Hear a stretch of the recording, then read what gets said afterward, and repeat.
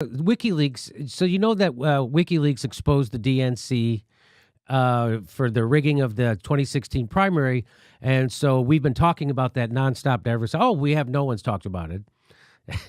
They've been talking about Russia as if it controls our country or something ever since. And so instead of the DNC actually reforming itself, which is what needs to happen, it again does more stuff to distract people. It's suing WikiLeaks. That's DNC, ridiculous. The DNC is suing a newspaper organization or a news organization for literally reporting the truth. So I just want to walk you. So now WikiLeaks is countersuing them. And so I just want to walk you through this because it's clear that most people don't understand what's going on in this case. So this will be real quick. I went over to the Committee to Protect Journalists, right? They have a website. And they put out an article, and it's called "By Suing WikiLeaks, the DNC Could Endanger Principles of Press Freedom."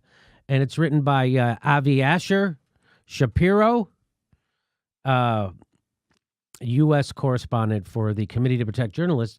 And so they tell us a quick story about something that happened in 1993 in Pennsylvania that has to do exactly with the court precedent for this WikiLeaks lawsuit, okay? So in 1993, WILK, the Wilk, radio host, so the radio host on the Wilk, Frederick Vopper, that's an important name, Vopper, he broadcast a conversation that was intercepted by an illegal wiretap.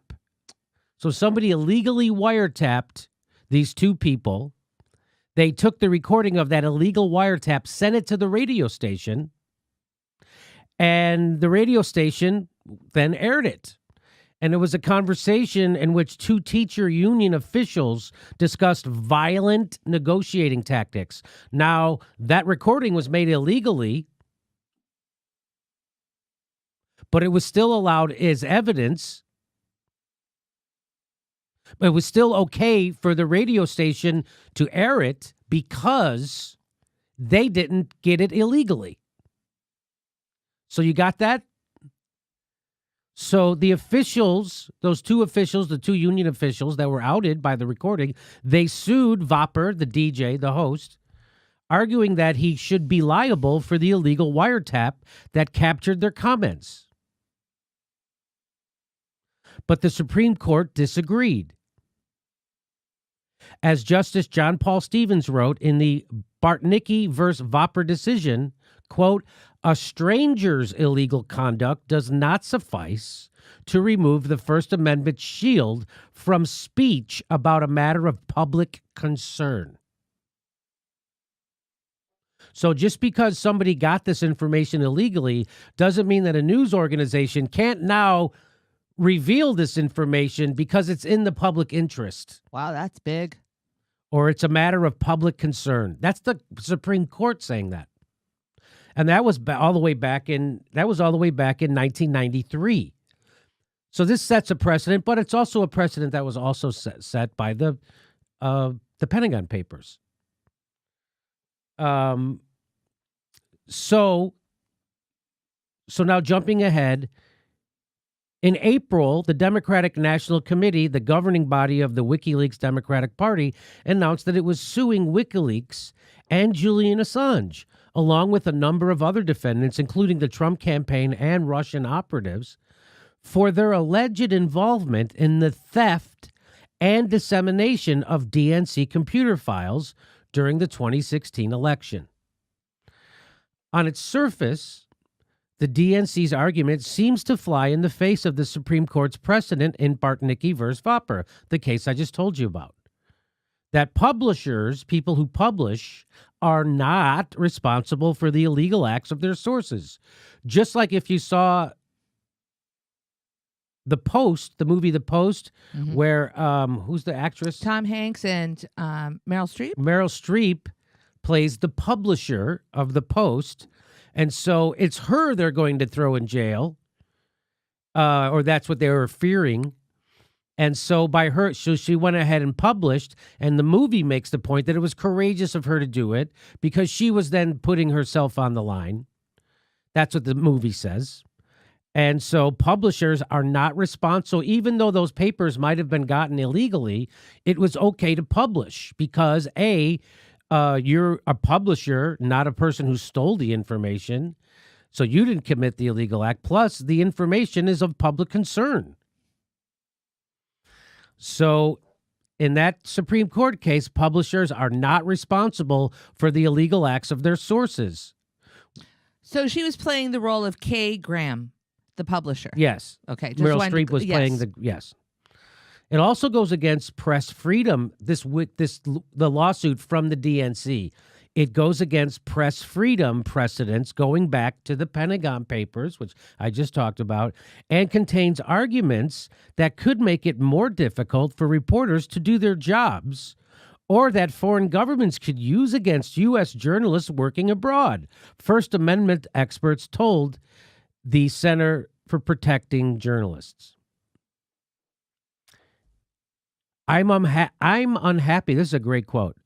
I'm unhappy that there's even an allegation that you could be held liable for publishing leaked information that you didn't have anything to do with obtaining, said George Freeman, a former lawyer for the frickin' New York Times, and the executive director of the independent advisory group Media Law Resource Center. James Goodale, he's a First Amendment lawyer who personally defended the New York Times in the 1971 Pentagon's Papers case. He said that the suit appeared to be the first time WikiLeaks has been sued for a journalistic function. So that guy's saying WikiLeaks is actually doing a journalistic function, a normal journalistic function, and they're being sued for it. Goodall, a senior advisor to CPJ and former board chair, added that the DNC had, quote, paid zero attention to the First Amendment ramifications of their suit.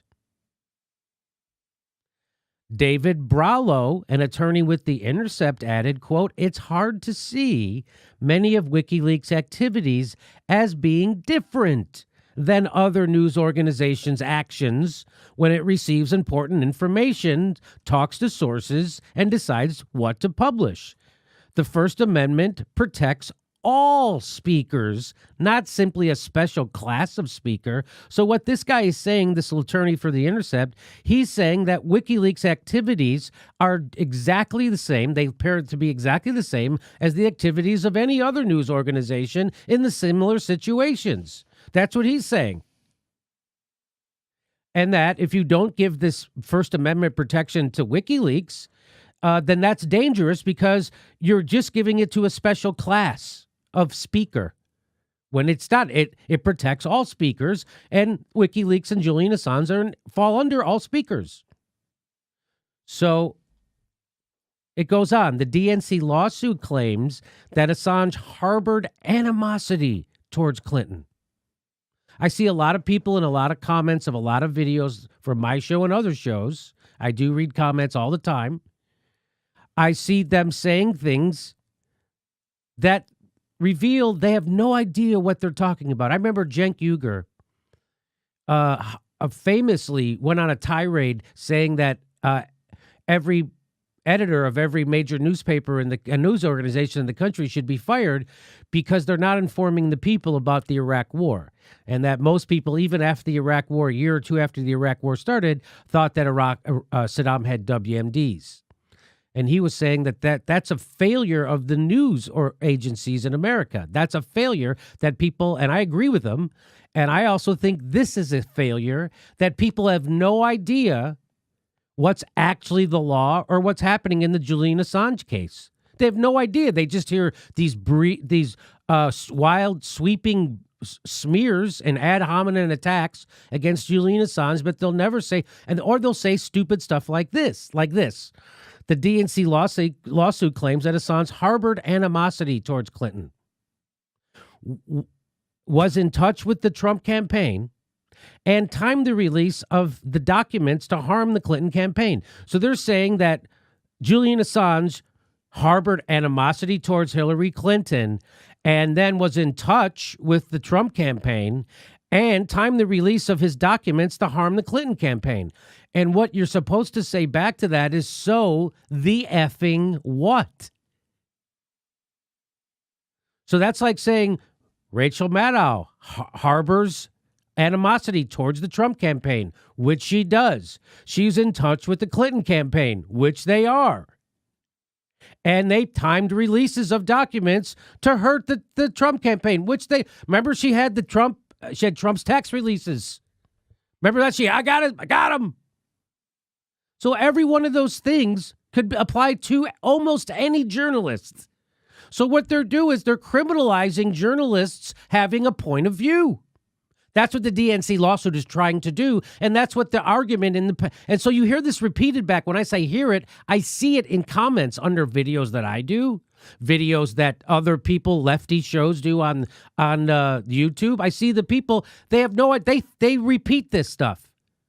They're like, oh yeah, but Assange, he was working with the Trump campaign, and they timed it. Doesn't matter. Well, but as McCraw said, a publisher having a point of view doesn't mean they aren't engaged in journalistic activity. I have a point of view. So that means I don't get to do journalism? So you only get allowed to do journalism if you don't have a point of view on the stuff you're reporting on? Everybody has a point of view on it, what they're reporting on. And coordinating publication time doesn't necessarily establish an agent-principal relationship between the hackers who broke the law and the publishers. The notion that journalistic activities such as cultivating sources and receiving illegally obtained documents could be construed as part of a criminal conspiracy is, according to Goodale, the greatest threat to press freedom today. So what he's saying here is that what Julian Assange was doing is normal journalistic activity, and now trying to criminalize that is the greatest threat to press freedom today. What's the greatest threat to press freedom today? Is it Trump taking away Jim Acosta's microphone? Is it Trump telling a reporter that that's a stupid question? Is it Trump saying that someone is doing fake news? No, turns out the greatest threat to press freedom today comes directly from the Democratic National Committee. Ironic, because if you just watch the mainstream news uncritically, you would think it was Julian Assange. You would think it was the WikiLeaks. You would think it was Trump. You'd think it was Trump as the greatest threat to press freedom today. Turns out it's their enemies. It's Trump's enemies. Isn't that wild? You know, Jimmy, I just want to add, in 2010, Julian Assange was interviewed by Stephen Moss, and he said Assange believes that journalism should be more like a science. As far as possible, facts should be verifiable. If journalists want long-term credibility for their profession, they have to go in that direction. Have more respect for their readers. So he's talking about facts. Yes, facts. By the way, they've never had to retract anything they've published because it was false. Let me just finish this. It says, this DNC lawsuit will inhibit reporters' ability to get whistleblower information because as soon as you talk to them in any aggressive fashion, you could be guilty of a crime. So again, up is down, black is white, in is out. The real fraud that happened in the 2016 election was committed by the DNC and the Hillary Clinton campaign. The biggest election fraud in the history of our nation, and we're not talking about it. We're talking about a conspiracy theory about Trump and the WikiLeaks and the Russians colluding illegally. With, again, still, we're 2 years later, zero evidence. We'd love to see evidence of it. As soon as there's evidence of it, we'll report it. So far, it's been nothing but wild conspiracy theories from everybody covering it. Everybody. But they'll never be called conspiracy theorists. You know why? Because they're lying and pushing conspiracies that are at the behest of the establishment. It's only when you cross the line and talk about something the liberal class says you shouldn't that you get branded a conspiracy theorist. But everybody, those people, Luke Harding, the people at The Guardian, the people at Politico who published 2 completely bogus CIA stories last week and got roundly criticized for it, they'll never be called conspiracy theorists because they lie on the behalf of the establishment. And here's the DNC. They'll never be called enemies of the press because they're the establishment. Jesse Eisinger, a reporter and editor with ProPublica, described leaked documents as the lifeblood of all journalists. Leaked documents are the lifeblood of all journalists. And said that without them, reporters would be severely crippled in our ability to do accountability journalism of any kind. So if the DNC gets its way, it's going to cripple journalism. Not Trump taking Acosta's microphone away or calling you a name on Twitter, but this. And it isn't amazing how ubiquitously the press is stupid about this. They don't know anything about it. I don't know anything. I don't know. Not a frickin' peep about it. Eisinger is part of a joint ProPublica and WNYC team, which is soliciting tips and crowdsourcing as part of its investigation into Trump's business empire. So now if somebody gives them a tip that they got illegally, are they going to go to jail? If somebody illegally obtains Trump's tax returns and they print it, should they go to jail? Because that's what Rachel Maddow thought she was doing. She thought she was revealing tax returns that are private, that were gotten illegally. Of course not. I think that this civil suit goes well beyond what the First Amendment permits, said Barry Pollock, the former president of the National Association of Criminal Defense Lawyers, who represents Assange in criminal matters. We have seen the Department of Justice under both parties a willingness to at least bump right up against the line of pursuing journalists criminally, and that's dangerous. So they're saying that Department of Justice under Obama and Trump want to bump up against making journalism criminal, and that's dangerous. And so right now, they have a GoFundMe, help WikiLeaks fight the DNC. I went and donated. They're up to $13,000. They're trying to raise $150,000 so they can fight this lawsuit against the DNC. And so this is what they released. WikiLeaks releases on their GoFundMe page. In April 2018, the DNC filed a multi-million-dollar lawsuit against WikiLeaks simply for publishing its emails. Now listen to this. This lawsuit is the biggest attack on freedom of speech and constitutional rights in decades. But you'd never know that by watching the press. I mean, the establishment press. The DNC, this is the most mind-blowing thing. The DNC does not allege. It does not allege that WikiLeaks participated in hacking of any kind. No. It is suing WikiLeaks for providing accurate, newsworthy information to the public.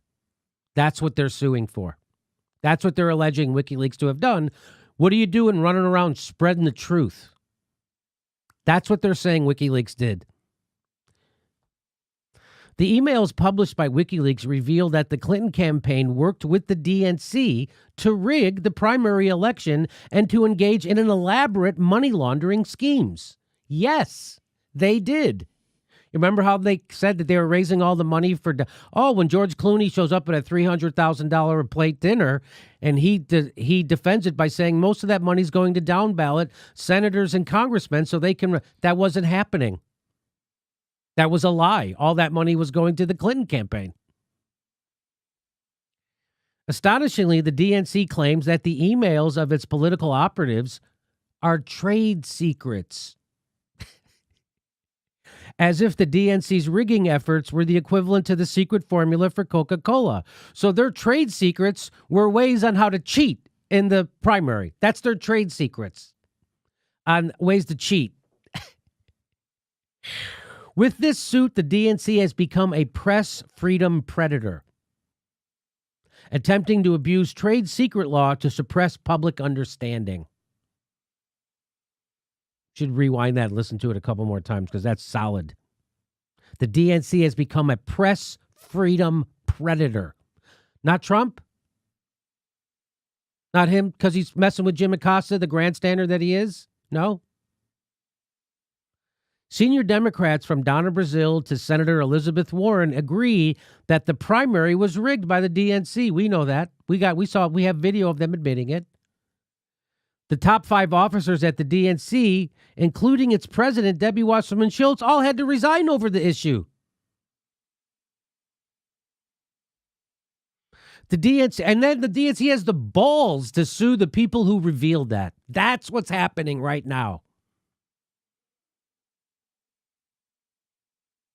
And Rachel Maddow, is she screaming about it? No.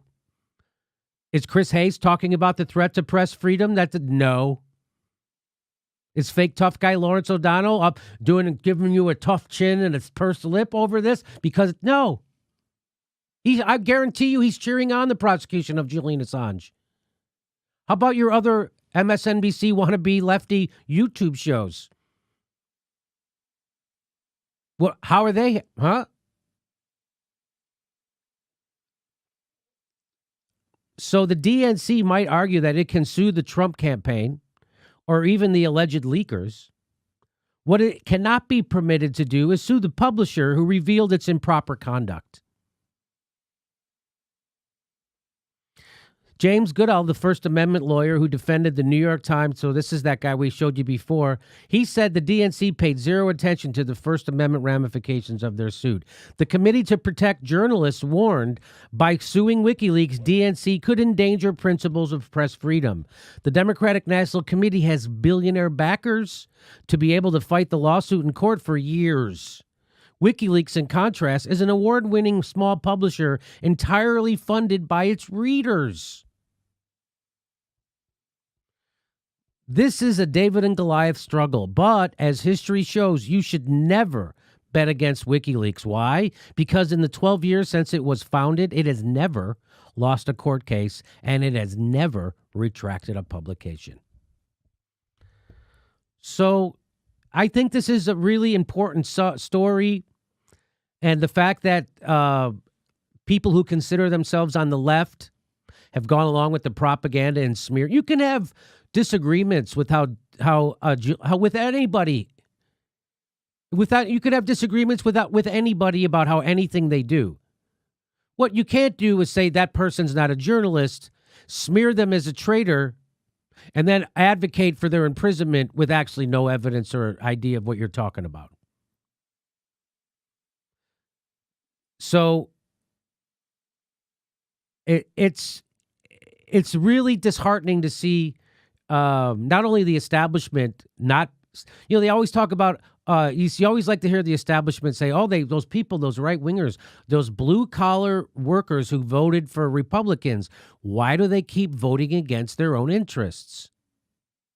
First of all, because there's nobody in their interests. But second of all, what about journalists?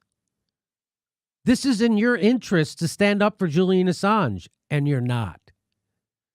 So those same elitists who wag their fingers at blue-collar people who vote Republican now get to have the finger wagged right back at them because you are now acting against your own interests.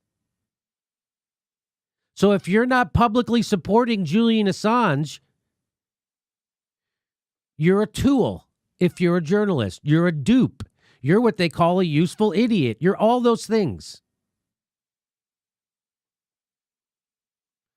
Isn't it interesting the same people who consider themselves lefty journalists who don't support Assange also support Israel? Isn't that interesting? A lot of them support Israel over the Palestinians. Isn't that it's kind of, well, it's not weird. It's actually logical. They're fake progressives. So if you have an ounce of integrity and you're a journalist, you would be screaming at the top of your lungs about this. You'd be highlighting it at least. We've highlighted it every chance we get. If you care about freedom of press, give Get your head out of CNN's ass, which just showed you how much they care about journalism and their dedication to the truth when they fired a guy for telling the truth about Israel. Bunch of ass-kissing sycophants. Goddamn stupid establishment news bubble that YouTubers want to be in. That is so mind-blowing. Ugh. Who wants to be inside that club? Who wants to be inside an MSNBC club? A club that you go, I won't cover Bernie. Okay, I won't do it. I won't cover. Okay, I won't. Whatever you say. Whatever you don't want me to say on MSNBC, I won't say because you're giving me money. And anybody who shows up on MSNBC more than once means they're not afraid of them. They're happy to have them on. Come help us make more money. So this is this is important that everybody gets the facts right on this. And it's also disheartening to see how many people who consider themselves progressives or even liberal and totally get this story wrong. Totally get this story wrong. Anything, Steph, to add to this? No? Jimmy, I constantly think and reflect upon how everybody is outraged about Khashoggi. Right? Right? Yeah. And they act like there is no parallel universe to this. Right. There isn't something happening right now that's even more, just as important, if not more. I don't remember Khashoggi exposing as war crimes like he did, like Assange did. Right. And I was, I looked up, I was curious about Daniel Ellsberg, and in a 2010 article, the Daily Beast has him quoted, "Do you think Assange is in danger?" And Daniel Ellsberg's response was, "I happen to have been a target of a White House hit squad myself." You can just sit with that. Just sit there. A White House hit squad. Right. And there's lots of people who will say, oh, it's great. You want to make up some big conspiracy. No, these are things that happen. And he goes on to say on May 3rd, 1972, a dozen CIA assets from the Bay of Pigs, Cuban emigres, were brought up from Miami with orders to incapacitate me totally. I said to the prosecutor, "What does that mean? Kill me?" He said, "It means to incapacitate you totally, but you have to understand these guys never use the word kill." Yeah. So think about that. There's Daniel Ellsberg, a whistleblower, revealing secrets about our war crimes, the government's war crimes. And what does the government do? They get a hit squad to come kill him, to come kill the whistleblower. Isn't that interesting? It's terrifying. But that's that. I bet that never ever happened since. Because if you suggest that CIA does that, you'll be called every name in the book and be discredited. If you say the CIA does that, they have hit squads and they'll kill journalists. And we've said whistleblowers. Right. And we've said this before. You look at the Post and you're like, oh my God, look at this, what they did. This was so powerful. The Post, the movie, yeah. The Post. You think that you think it's amazing. And everybody, but right now, people don't really, they're not like. They can't make the connection between then and now. Not at all. Even Tom Hanks sitting there on a panel. No, it's different what Assange is doing. It's not different at all. It's not different at all what Julian Assange is doing. Tom Hanks, you're 100% wrong about that, you coward. And I know people in that movie, The Post. I saw them all sit on a panel. I'll pretend like this is somehow different than what's happening to Julian Assange. And, that's why we have a shitty oligarchy. Right. And you have somebody like Debbie Wasserman Schultz, who only she has to resign. Right. And she's still thriving politically. Oh, yeah, she's still in Congress. She gets caught committing election fraud. Nobody gives a shit. She's not called names. She's not called a conspiracy theorist, even though she was running a conspiracy to cheat everybody. She was literally doing that. She was a conspiracy person. A conspiracist. But no one will ever call her that. She's still in Congress. Anyway, okay, there you go. So I hope you're a little bit more informed, and I hope you go support Julian Assange.